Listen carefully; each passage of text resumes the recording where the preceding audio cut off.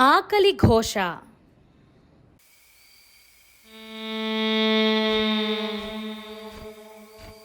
ఒంటరి మనిషి దొరకాలి, ఇట్టే ఎత్తుకుపోతాను, మళ్ళీ మళ్ళీ వస్తాను. ఒక పున్నమి రోజు రాత్రి గాల్లో రెక్కల దెయ్యం సంచరిస్తూ వీధుల్లో తిరుగుతుంది. అలా కాసేపు గాల్లో తిరిగిన తర్వాత ఒక చోటు వద్ద ఆగి అక్కడున్న కొన్ని రాళ్లను తింటుంది. ఆ తర్వాత తిరిగి మళ్లీ మనుషుల కోసం వెతుకులాట మొదలు పెడుతుంది. సరిగ్గా అదే సమయంలో ఎవరో అడుగు చప్పళ్లు విన్న రెక్కల దెయ్యం ఆ మార్గం మధ్యలో తన నోటి నుండి కొన్ని బంగారు నాణేలను వదులుతుంది. 3 ఏళ్ల తర్వాత తిరిగి నా సొంత ఊర్లో అడుగు పెడుతున్నాను. వెంటనే నా భార్య బిడ్డలను చూడాలి. బతుకు తెరువు కోసం 3 ఏళ్ల పాటు బయట ఊర్లో పనిచేసిన ఆ వ్యక్తి చాలా సంతోషంగా తన ఇంటికి వెళ్తున్నాడు. అప్పుడు మార్గం మధ్యలో ఉన్న బంగారు నాణేలు మెరుస్తూ కనిపిస్తాయి. ముందైతే ఆ వ్యక్తి తన కళ్ళను తాను నమ్మలేకపోతాడు. ఆ తర్వాత నేల మీద ఉన్న బంగారు నాణేలు తీసుకుని చుట్టూ చూడగా ఇంకాస్త దూరంలో కొన్ని నాణేలు కనిపిస్తాయి. వెంటనే పరుగున దగ్గరికి వెళ్లి వాటిని కూడా తీస్తాడు. ఆ సమయంలో చెట్టు చాటున ఉన్న రెక్కల దెయ్యం బయటకు రాగా ఆ వ్యక్తి భయంతో పరుగులు తీస్తాడు.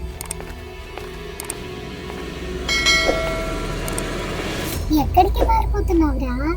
నేను పట్టుకోవాలని బంగారు నాణేలను ఎరగా వేస్తే నా నుండి తప్పించుకోవాలని అనుకుంటున్నావా? ఇవిగో నీ నాణాలు, నన్ను వదిలేసి. ఈ రాత్రి నీకు గుర్తుండిపోయే రాత్రి కాబోతుందిరా. దెయ్యం కొన్ని క్షణాల తర్వాత ఆ వ్యక్తిని గాల్లో ఎత్తుకుపోతుంది. కాపాడండి, ఎవరైనా నన్ను కాపాడండి. ఆకాశంలో కాసేపు విహరించిన తర్వాత లోదా అను ఒక ఎత్తైన కొండ మీదకు వారు చేరుకుంటారు. ఆ ప్రదేశాన్ని చూడగానే అతడిలో భయం మరింత రెట్టింపు అవుతుంది. అప్పుడు కొద్ది దూరాన ఉన్న గృహ లోపల నుండి వింత అరుపులు వస్తుంటాయి. నీకు ఈ చోటు నచ్చిందా? అసలు నన్ను ఎందుకు ఇక్కడికి తీసుకొచ్చావు? దయచేసి నన్ను వదిలేసేయ్. పిల్లాడిలా భయపడతావేంట్రా? నువ్వు కాసేపు నోరు మూసుకుంటే నేను కలవడానికి ఒకరు వస్తారు. ఆ సమయంలో చుట్టూ ఒక ప్రశాంతత నెలకొంటుంది. ఈ రోజుకి నీ పని పూర్తయింది. మరో వారం రోజుల తర్వాత ఇంకొకరిని తీసుకురావాలి. చాలా రోజులుగా ఎంతో మంది మనుషులను తీసుకొచ్చాను. అసలు వారందరినీ ఏం చేస్తున్నావు? ఏంటి, నన్నే ప్రశ్నిస్తున్నావా? నువ్వు నేను చెప్పిన పని చేయడానికి మాత్రమే ఉన్నావు. కాదని ఎదిరించి మాట్లాడితే నీ రెక్కలు విరిచేస్తా. తప్పైపోయింది, నన్ను క్షమించు. గృహ లోపల నుండి వింత అరుపులు రావడం మొదలవ్వగా అక్కడకు ఎత్తుకొచ్చిన వ్యక్తిని గృహలోనికి విసురుతాడు. నీ ఆకలి తీరిందా? రెక్కల దెయ్యం ప్రతి 2 వారాలకు ఒకసారి ఊర్లోకి వెళ్లి ఒంటరిగా దొరికే మనుషులను లోదా కొండ మీదకు ఎత్తుకొస్తుంది. ఆ తర్వాత ఎత్తుకొచ్చిన మనిషిని గృహలోని విసరగా కొన్ని క్షణాలకు గృహ లోపల నుండి ఎముకలు మాత్రమే బయటకొస్తాయి. మరోవైపు ఊర్లో చాలా మంది గ్రామస్తులు గల్లంతో అవడంతో ఊరి రచ్చబండ వద్ద సమావేశమవుతారు. సర్పంచ్ గారు, గత 3 నెలల్లో మన ఊరి వాళ్ళు 12 మంది ఏమైపోయారో ఎక్కడున్నారో తెలియడం లేదు. అవునయ్య గారు, గత వారం సంతకపోయిన నా బిడ్డ తిరిగి మళ్ళీ ఇంటికి రాలేదు. వాడిని తలుచుకుంటే చాలా బాధ అనిపిస్తుంది. కనిపించకుండా పోయిన గ్రామస్తుల కోసం వారి కుటుంబ సభ్యులు ఎంతగానో బాధపడుతున్నారు. ఇలాంటి సమయాల్లోనే మనమంతా ధైర్యంగా ఉండాలి. ఇప్పుడున్న పరిస్థితులను బట్టి మనం కొన్ని రోజుల పాటు జాగ్రత్తగా ఉండడం మంచిది. మరి మాయమైన వాళ్ళ సంగతి ఏంటయ్యా? తొందరపడకు కొమరయ్యా, త్వరలో వాళ్ళంతా ఏమైపోయారో తెలుసుకుందాం. ఆ రోజు నుండి గ్రామస్తులు ఎన్నో జాగ్రత్తలు తీసుకోవడం జరుగుతుంది. అందులో భాగంగా కొంతమంది తమ ఇళ్ల తలుపులకు దిష్టిరేఖ పలకలను అమర్చుకుంటారు. మరికొంతమంది గ్రామస్తులు సాహెబ్ను కలిసి మంత్రించిన తాయెత్తులను కట్టించుకుంటారు. అలా వారం రోజులు గడుస్తాయి. ఒకరోజు రెక్కల దెయ్యం ఎప్పటిలా మనిషి కోసం ఊర్లో వెతుకుతుంది. కానీ ఒక్కరు కూడా దొరకరు. దాంతో రెక్కల దెయ్యం ఒంటరిగా లోదా కొండ వద్దకు తిరిగి వెళ్తుంది. ఈ రోజు ఎవ్వరూ చిక్కలేదు. బహుశా జనం భయపడి ఇళ్ల నుండి బయటకు రావడం మానేసినట్టున్నారు అని రెక్కల దెయ్యం వివరిస్తుంటే, నాకు అదంతా తెలీదు. ఈ రోజు సూర్యోదయం అయ్యే లోపు నాకు ఒక మనిషి కావాలి. సరే, నా ప్రయత్నం నేను చేస్తాను. నువ్వేం చేస్తావో నాకు తెలీదు. నాకు ఒక మనిషి కావాలి. రెక్కల దెయ్యం మనిషిని వెతకడం కోసం తిరిగి మళ్ళీ ఊర్లోకి వెళ్తుంది. అలా దెయ్యం చుట్టుపక్కలంతా వెతకగా ఒక ఇంట్లో ఎవరో గొడవ పడుతున్న మాటలు వినిపిస్తాయి. దమ్మిడి సంపాదన లేదు గాని తాగడానికి మాత్రం నా దగ్గర డబ్బులు కావాలా? నువ్వు గాని డబ్బులు ఇవ్వకపోతే ఇక్కడ భూమండలం ఏం ఆగిపోదు. ఈ బడాయి మాటలకి ఏం లోటు లేదు. ఛే, నీతో నాకు మాటలేంటి? భార్య మీద కోపంతో అతడు ఇంట్లో నుండి బయటకు వస్తాడు. ఆ సమయంలో ఒంటరిగా వెళ్తున్న ఆ వ్యక్తిని రెక్కల దెయ్యం వెంబడిస్తుంది. మరోవైపు కొండ మీద ఉన్న గృహ లోపల నుండి అరుపులు వినిపిస్తాయి. ఆవేశపడకు, ఇంకొద్ది సమయం ఓపిక పట్టు. రోజు రోజుకి నా భార్యకు నా మీద ఉన్న భయం తగ్గిపోతుంది. ఎలాగైనా తనకు బుద్ధొచ్చేలా చెయ్యాలి. నిర్మానుష్యంగా ఉన్న వీధిలో నడుస్తున్న ఆ వ్యక్తి ఎదురుగా ఉన్నట్టుండి కాసుల వర్షం కురవడం మొదలవుతుంది. ఆ తర్వాత ఒక దగ్గర కుప్పగా బంగారం పోగు అవ్వడం చూసి ఆ వ్యక్తి ఆశ్చర్యపోతాడు. ఇదంతా తన అదృష్టమని సంతోషిస్తున్న సమయంలో హఠాత్తుగా రెక్కల దెయ్యం వచ్చి ఎత్తుకుపోతుంది. కాపాడండి, ఎవరైనా నన్ను కాపాడండి. నీ భార్య మాట విని ఇంట్లోనే ఉంటే నీకు ఈ గతి పట్టేది కాదు కదా. వద్దు, నన్ను కిందకి దించేయ్. నేను చేర్చాల్సిన చోటు ఒకటి ఉందిలే, పద. రెక్కల దెయ్యం ఆ వ్యక్తిని లోధా కొండ మీదకు తీసుకెళ్తుంది. ఆ తర్వాత తీసుకొచ్చిన వ్యక్తిని గృహలోకి విసరడం జరుగుతుంది. అప్పుడు రెక్కల దెయ్యం గృహలోపల నుండి చావు కేకలు వింటుంది. అలానే కొన్ని క్షణాలకు ఎముకలు బయటకు రావడం చూస్తుంది. ఇంతకీ ఆ గృహలో ఎవరున్నారు? ఇన్ని రోజుల నుండి నా కోసం పని చేస్తున్న నీకు నిజం చెబుతా, ఆ గుహ లోపల నా భార్య ఉంది. అంటే నీ భార్య మనుషులను ఆహారంగా తింటుందా? అవును, ఎన్నో ఏళ్ల క్రితం చనిపోయిన నా భార్యకు మనిషి మాంసాన్ని ఆహారం పెడుతున్నా. ఇంకొద్ది రోజుల్లో ఆ గుహలో ఉండే నా భార్య బయటకి రాబోతుంది. రెక్కల దెయ్యం ఆ మాటలన్నీ విన్న తర్వాత అక్కడ నుండి వెళ్ళిపోతుంది.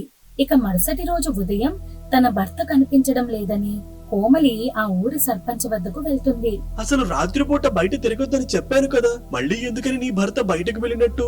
నిన్న రాత్రి మా మధ్య చిన్న గొడవ అయిందండి. దాంతో ఆయన కోపంగా ఇంటి నుండి వెళ్ళిపోయారు. సర్లే, ఎక్కడో తాగి పడిపోయి ఉంటాడు.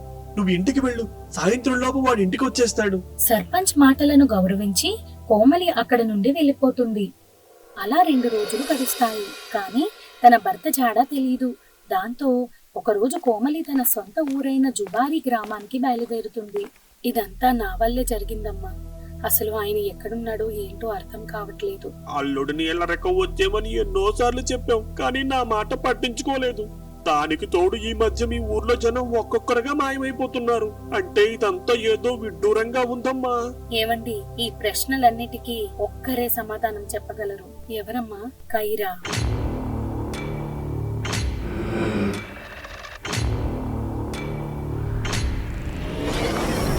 నువ్వేం కంగారు పడాల్సిన పని లేదు పెద్దయ్యా. నీ బిడ్డను పట్టిన ఆత్మను వదిలించేశాను. నీ వల్ల ఎన్నో కుటుంబాలు సంతోషంగా ఉంటున్నాయి తల్లి. నువ్వు నిండు నూరేళ్ళు చల్లగా ఉండాలని ఆ దేవుడిని కోరుకుంటున్నా. నీ ఆశీస్సులు ఉంటే చాలు పెద్దయ్యా. కోమలి తల్లిదండ్రులు కైరా వద్దకొచ్చి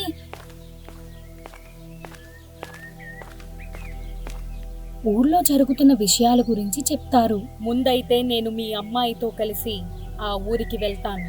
ఆ తర్వాత అసలైన సమస్య ఏంటో తెలుసుకుంటాను. నిన్నే నమ్ముకున్నాం కస్తూరి. నా అసలు పేరు విని చాలా రోజులైందమ్మా. నేను వీలైనంత త్వరగా సమస్యను పరిష్కరించటానికి చూస్తాను. కైరా ఆ రోజు సాయంకాలం కోమలితో కలిసి ఊరికి బయలుదేరుతుంది. మరోవైపు రెక్కల దెయ్యం ఆకాశ వీధుల్లో విహరిస్తూ తిరుగుతుంది. మా ఊరి జనం చాలా భయంతో బతుకుతున్నారక్క. చీకటి పడ్డ తర్వాత ఎవరు ఇళ్ల నుండి బయటకు రావడం లేదు. అవునా? త్వరలో ఈ మర్మం వెనుక ఎవరు దాగి ఉన్నారో కనిపెడతాం. నువ్వేం కంగారు పడకు. అలా ఇద్దరూ ఇంటికి చేరుకున్నాక కైరా విశ్రాంతి తీసుకుంటుంది. ఆ మరుసటి రోజు గ్రామస్తులు కైరా రాక గురించి తెలుసుకుని సంతోషిస్తారు. అప్పుడు కైరా ఆ గ్రామస్తుల ద్వారా మాయమైన వారి గురించి తెలుసుకుంటుంది. ఆ వివరాలు బట్టి కైరాకు ఒక విషయం అర్థమవుతుంది. మీరంతా చెప్పిన దాన్ని బట్టి చూస్తే ఈ ఊర్లో 2 వారాలకు ఒకసారి ఒకరు మాయమవుతున్నారు. అది కూడా ఒంటరిగా తిరిగినప్పుడు జరుగుతుంది. కాబట్టి మీరంతా కొన్ని రోజుల పాటు నేను చెప్పినట్టు చెయ్యండి. నీ గురించి చాలా విన్నాం కైరా, నువ్వు చెప్పినట్టే చేస్తాం. అప్పుడు గ్రామస్తులందరూ కైరా చెప్పే మాటలను శ్రద్ధగా వింటారు. ఆ తర్వాత గ్రామస్తులు రాత్రిపూట తమ ఇళ్లల్లో ఉంటూ ఈశాన్య మూలన ఇత్తడి బిందెలో నిప్పులు ఉంచి ఇంటి నడిమధ్యలో కర్పూరం వెలిగించి కైరా ఇచ్చిన రాగి నాణం పెడతారు. అలా చేయడం ద్వారా ఏదైనా దుష్టశక్తి ప్రభావం ఉంటే ఇళ్లల్లోకి ప్రవేశించలేదు. కొన్ని రోజులకు రెక్కల దెయ్యం ఎప్పటిలా ఊరిలోకి వస్తుంది. ఆ సమయంలో రెక్కల దెయ్యానికి కొద్ది దూరంలో ఎవరో ఏడుస్తున్న శబ్దం వినిపిస్తుంది.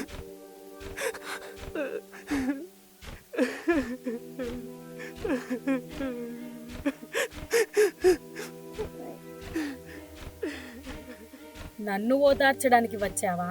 నన్ను చూసి భయపడకుండా మాట్లాడుతున్నావంటే నువ్వు మామూలు కోడవి కాదు. నా గురించి ఎందుకులే గాని నువ్వెవరో చెప్పు నిజం తెలుసుకొని ఏం చేస్తావులే గాని పద వెళ్దాం అని రెక్కల దెయ్యం కైరాను ఎత్తుకుపోవడానికి చూస్తుంది. కానీ తన వల్ల కాదు. అలా పదే పదే ప్రయత్నించి రెక్కల దెయ్యం అలసిపోతుంది.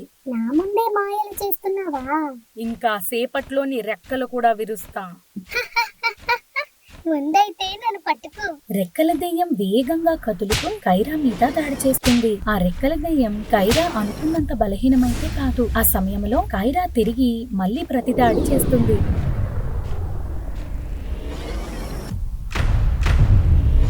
చివరగా కైరా తన శక్తితో వలరి పంజరం సృష్టించి రెక్కల దెయ్యాన్ని బంధిస్తుంది. నన్ను విడిచిపెట్టవే మాయలేడి. ఎందుకంత తొందర? నీకు పంజరం నచ్చకపోతే చెప్పు, సమాధిలోకి పంపేస్తాను. వద్దు వద్దు, అలా చెయ్యకు. నన్ను వదిలేస్తే నేను మళ్ళీ ఈ చోటుకి రాను. నిన్ను విడిచిపెట్టాలంటే నాకు ఒక నిజం తెలియాలి. అసలు నువ్వు ఈ ఊరి ప్రజలను ఎక్కడ తీసుకెళ్తున్నావు? నిజం చెప్తే నన్ను వదిలేస్తావా? ఖచ్చితంగా వదిలేస్తా. అప్పుడు రెక్కల దెయ్యం మనుషులను ఎత్తుకెళ్లడానికి గల కారణమేంటో కైరాతో చెప్తుంది. అలానే ఈ పని తనకు నచ్చి చేయడం లేదని రెక్కల దెయ్యం వివరిస్తుంది. మరి నువ్వు ఎందుకని వాళ్ళకి సాయం చేస్తున్నావు? నాకు వేరే దారి లేదు. నేను ఆ కొండ మీద ఉండే వ్యక్తి చెప్పినట్టు చేయాల్సిందే. అసలు ఆ వ్యక్తి వద్దకు నువ్వెలా వచ్చావు? గతంలో నేను ఒక తాంత్రికుడి వద్ద బానిసగా ఉండేదాన్ని. కొన్ని అనుకోని కారణాల వల్ల ఆ తాంత్రికుడు నన్ను ఒక సీసాలో బంధించి వెళ్లిపోయాడు. రెక్కల దెయ్యం కొన్నేళ్ల పాటు బందీగా ఉన్న చోటులోకి మెరిసిన గెడ్డంతో పెద్ద పెద్ద కూర్లతో ఒక వ్యక్తి వస్తాడు. అప్పుడు చుట్టుపక్కల చూడగా తినడానికి ఏం దొరకదు. సరిగ్గా ఆ సమయంలో అతనికి మెరుస్తున్న సీసా కనపడుతుంది. దాంతో ఆ వ్యక్తి అనుకోకుండా సీసా మూతను తెరిచి రెక్కల దెయ్యాన్ని విడుదల చేస్తాడు. వామ్మో, మళ్ళీ బయట ప్రపంచాన్ని చూస్తాననుకోలేదు. ఎవరయ్యా నువ్వు? సినిమా పోస్టర్లో నన్ను చూస్తున్నావు. నిన్ను ఆ సీసాలో నుంచి విడిపించింది నేనే. అవునా? నువ్వు చాలా పెద్ద సాయం చేశావు. నీకు ఏదైనా బదులుగా కావాలంటే అడుగు. నా ప్రాణం పోయేంత వరకు నేను చెప్పిన పనులు చేస్తూ నాతోనే ఉండాలి. సరే, నువ్వు చెప్పిన పనులు చేస్తూ నీతో ఉంటా అని గతంలో ఆ వ్యక్తిని ఏ విధంగా కలుసుకుందో జరిగింది మొత్తం రెక్కల దెయ్యం వివరిస్తుంది. ముందు నన్ను ఆ చోటు వద్దకు తీసుకెళ్ళు. సరే, నన్ను విడుదల చెయ్యి. వెంటనే తీసుకెళ్తాను. నన్ను బురిడి కొట్టించాలనుకుంటున్నావా? ముందు మనం ఆ చోటుకు వెళ్ళాకే నీకు పంజరంలో నుండి విడుదల. అలా కైరా మాట్లాడిన తర్వాత రెక్కల దెయ్యం ఉన్న పంజరం తీసుకుని లోధా కొండ వద్దకు బయలుదేరుతుంది. ఆ సమయంలో రెక్కల దెయ్యం దారిని చెప్తుంటే కైరా అనుసరిస్తూ నడుస్తుంది. మరోవైపు కొండ మీద ఆ వ్యక్తి గృహలోపల నుండి శబ్దాలు రావడంతో లోనికి వెళ్తాడు. అక్కడ గృహలోపల దెయ్యం ఉంటుంది. ఈ భూమి మీద మనుషులున్నంత వరకు నీ ఆకలికి లోటు లేదు. ఇంకా సేపట్లో నీ ఆహారం రాబోతుంది. సిద్ధంగా ఉండు. నన్ను పంజరం నుండి విడిపిస్తే నిన్ను ఇట్టే ఆ కొండ మీదకు తీసుకుపోయేదాన్ని. సర్లే గాని ఇప్పుడు ఎటువైపు వెళ్లాలో చెప్పు. బహుశా కుడివైపు అనుకుంటా. కాదు కాదు, ఎడమ వైపు అనుకుంటా. నాతో ఆటలాడకు. సరే సరే చెప్తా. మనం ఎడమ వైపు వెళ్తే త్వరగా చేరుకోవచ్చు. కానీ ఒక సమస్య ఉంది. ఏంటా సమస్య? లోధా కొండకు వెళ్లే మార్గం మధ్యలో ఒక వింత ఆకార జీవి ఉంది. ఒకవేళ అటుగా ఎవరైనా వెళ్లాలని చూస్తే ఆ జీవి వారిని చంపేస్తుంది. ఇప్పుడు కైరా అదే దారి వైపు పయనిస్తుంది. కోరి కోరి చావుకు ఎదురు వెళ్తున్నావు. చూద్దాం ఎవరి చావు ఎవరి చేతుల్లో ఉంటుందో. కైరా అడవి మార్గం ముందుకు వెళ్ళాక ఆ వింత జీవి కాపలా కాస్తూ అటూ ఇటూ తిరుగుతుంది.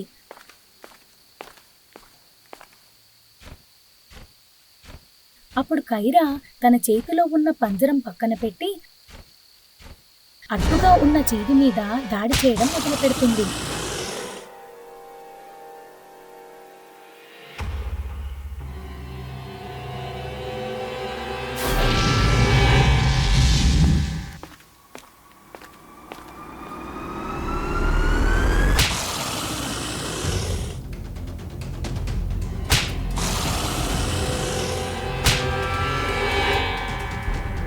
ఆ సమయంలో అక్కడున్న జీవి నోటి నుండి విషపు వాయువు వదులుతుంది. దాంతో కైరా తన చుట్టూ ఒక రక్షణ వలయం సృష్టించుకుంటుంది.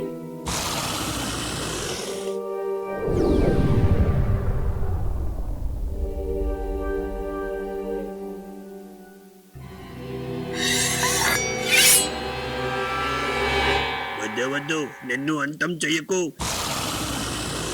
నిన్ను దాటి ఆ లోదా కొండ మీదకు ఎవరు వెళ్ళలేరంట. నీ శక్తి తెలియక అడ్డగించాను. కావాలంటే నేనే స్వయంగా నిన్ను ఆ కొండ మీదకు తీసుకువెళ్తాను.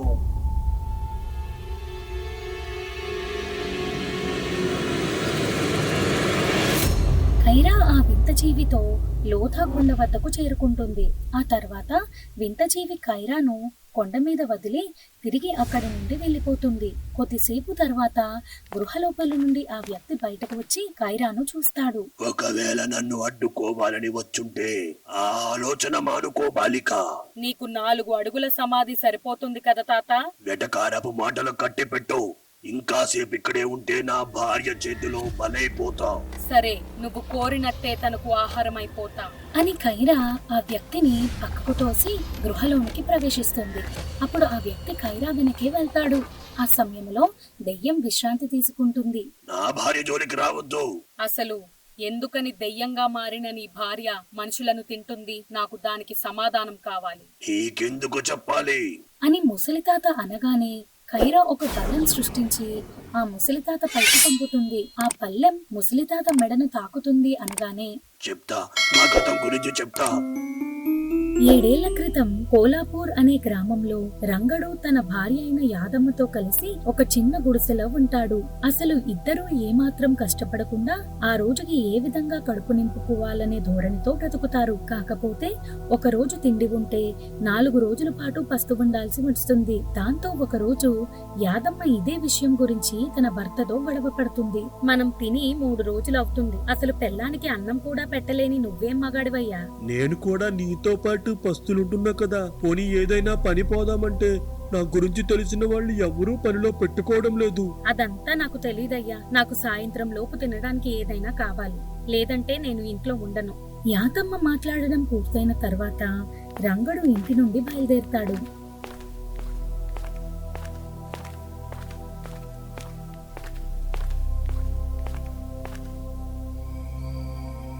అలా రోజంతా ఆహారం కోసం వెతుకుతాడు, కానీ ఎటువంటి ప్రయోజనం ఉండదు. చివరగా రంగడు ఇంటికి వెళ్తున్న సమయంలో శ్మశానం కనపడుతుంది. ఆ సమయంలో రంగడు బుర్రలో ఒక పిచ్చి ఆలోచన మొదలవుతుంది.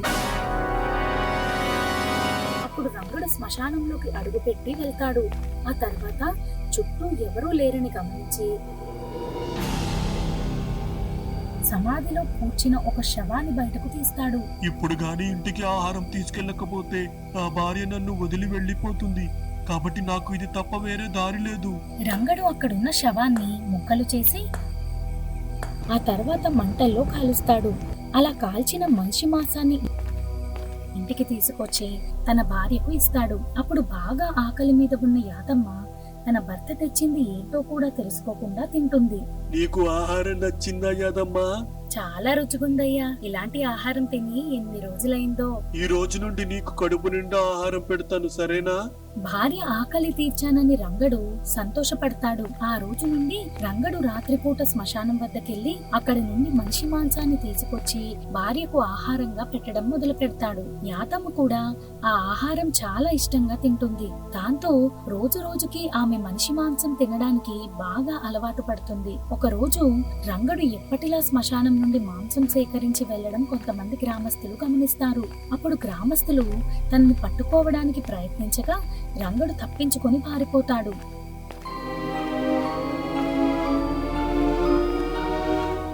ఆ తర్వాత కంగారుగా ఇంటికి చేరుకున్న రంగడు తన భార్యతో విషయమంతా చెప్పి అక్కడి నుండి తీసుకెళ్లిపోతాడు. అలా భార్యాభర్తలిద్దరూ ప్రజలకు భయపడి లోధా కొండ మీద ఉన్న గృహలో తలదాచుకుంటారు. కొన్ని రోజులకు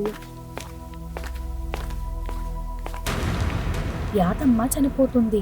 కానీ మనిషి మాంసం రుచి తీరకపోవడంతో రంగడు తన భార్య మీద ఉన్న ప్రేమతో మనిషి మాంసాన్ని ఆహారం పెట్టాలని నిర్ణయించుకున్నాడు. ఇప్పుడు గాని ఆహారం దొరకపోతే నా భార్య కోపాన్ని తట్టుకోలేం. చాలా పెద్ద తప్పు చేశావు. దీనంతటికీ కారణం నువ్వే. ఆ సమయంలో నాకు వేరే దారి కనిపించలేదు. నా భార్య ఆకలి తీర్చాలనుకున్నా అంతే.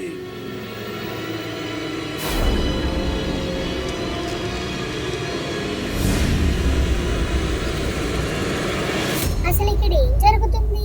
లోపలున్న దెయ్యం తన భర్తను తినేసింది. ఇప్పుడు ఆ దెయ్యం కోపంగా ఊరి మీదకు వెళ్తుంది. ఇంకా సేపట్లో ఊరంతా వల్లకాడ కాబోతుంది. ఇదంతా నీ వల్లే. కైరాకి ఆ దెయ్యం బయటికి వెళ్లడం ఒక పెద్ద సవాలు. దానికోసం ఏం చెయ్యాలని కైరా ఆలోచిస్తుంది. అది గమనించిన రెక్కల దెయ్యం తనని విడిపించమని అడుగుతుంది. ఈ పరిస్థితుల్లో నీకు సాయం చేయగలిగేది నేను మాత్రమే. ఆలోచించుకో.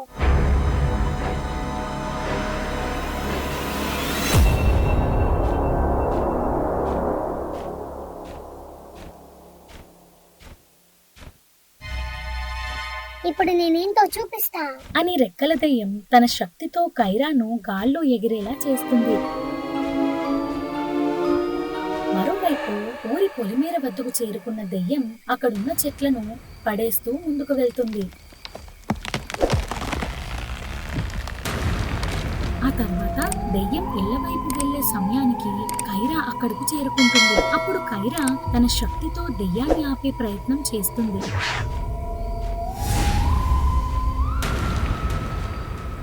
కానీ తన వల్ల కాదు. అలా కొన్ని ప్రయత్నాలు తర్వాత ఉడతా ప్రమాదంలో ఉన్నట్టు ఉంది. వెంటనే ఈ విషయం గురూజీకి చెప్పాలి. గురూజీ, కైరా ప్రమాదంలో ఉంది. తనకు మన సాయం కావాలి. ఆ సమయంలో అధీరా తన దివ్య దృష్టి ద్వారా కైరా ఉన్న చోటును తెలుసుకుంటాడు. ఆ తర్వాత అధీరా బదిలీ మంత్రం చదివి గాల్లో ఒక దారిని సృష్టిస్తాడు. కైరాకు సాయం చేయడం కోసం అధీరా వాళ్ళు వస్తారు. ఆ సమయంలో దెయ్యం కోపంగా అరుస్తుంది. అప్పుడు బుట్ట దెయ్యం దాని చుట్టూ తిరుగుతూ ఇబ్బంది పెడుతుంది. అదే సమయంలో కైరా మరియు అధీరా చెరో వైపు నుండి దెయ్యం మీద దాడి చేస్తారు. ఆ దాడిని దెయ్యం తట్టుకోలేకపోతుంది.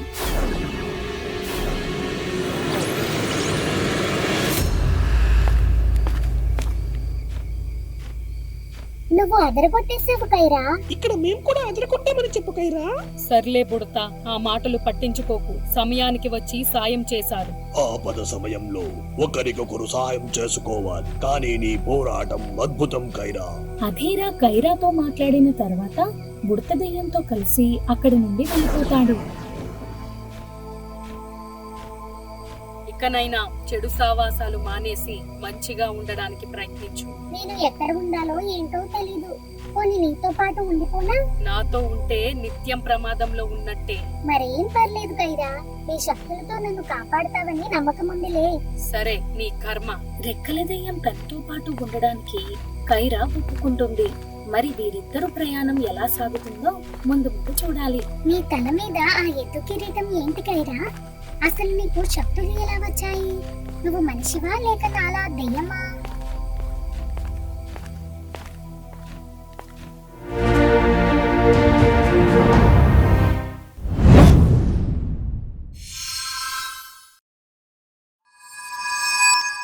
For more horror stories, please subscribe our channel.